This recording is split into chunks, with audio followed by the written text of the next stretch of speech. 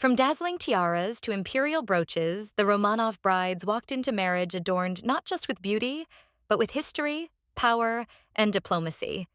Welcome to Jewels Through History by JD.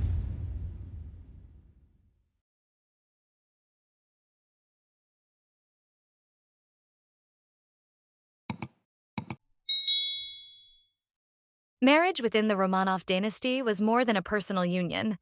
It was an imperial event. Brides of the Romanovs were gifted elaborate jewelry suites, each piece rich in symbolism.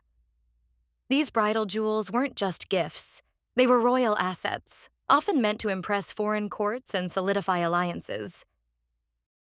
A parure followed strict tradition: a tiara, earrings, a diamond Riviere necklace, bracelets, and a stomacher brooch.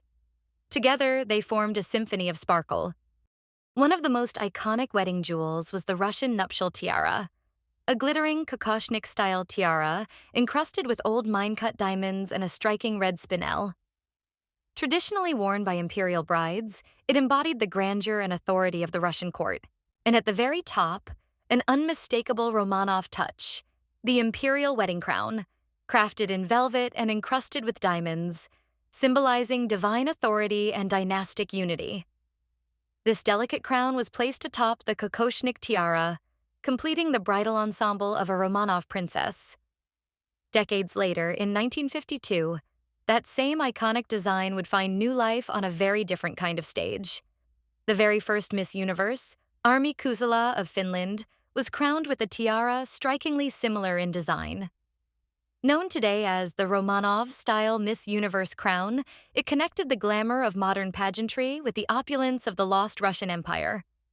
From imperial brides to beauty queens, the legacy of the Romanov tiaras lives on. Gracefully encircling the wrist of each Romanov bride was an imperial bracelet, not merely an accessory, but a symbol of dynastic prestige. These wide diamond cuffs, often set in silver and gold, were part of a tradition of parure sets, lavish matching jewels presented by the emperor to grand duchesses upon their engagement or marriage. Some of these bracelets matched their tiaras or necklaces, forming a cohesive display of imperial grandeur. And here's a hidden detail of court etiquette.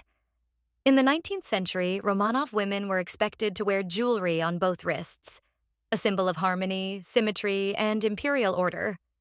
These heirloom pieces, passed down through generations, were more than ornament.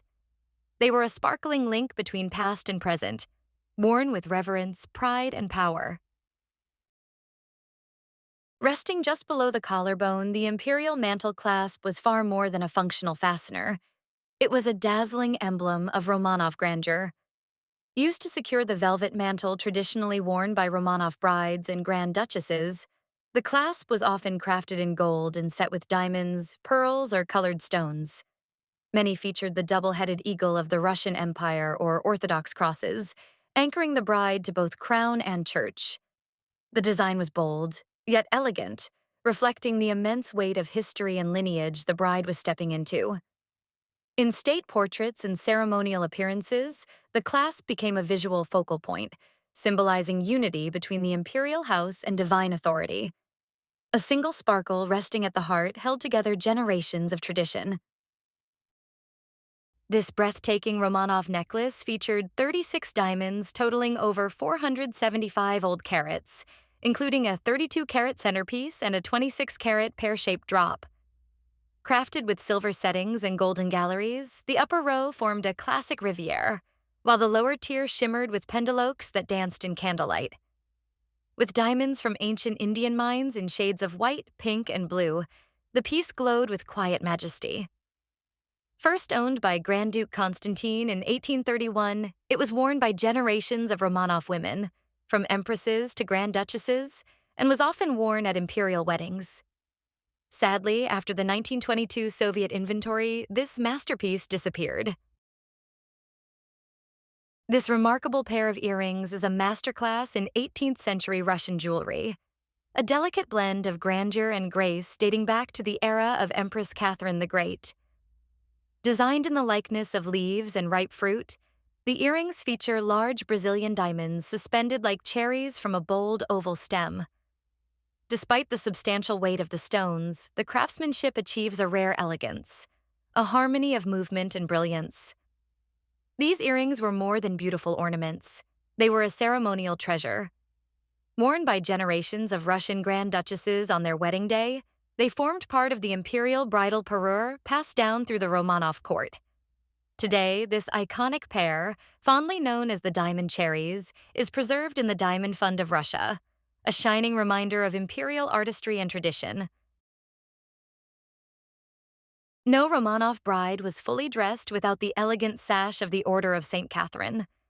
Established in 1714 by Peter the Great in honor of his wife Catherine I, this was the highest chivalric order bestowed upon noble women of the Russian Empire.